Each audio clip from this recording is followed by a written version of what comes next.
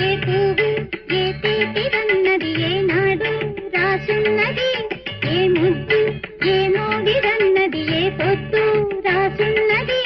బంధాలై పెనవేయు వయసుకు అందాలే దాసోహమనగా, మందారం విరబూయు పెదవులు మధువులనే చవి చూడ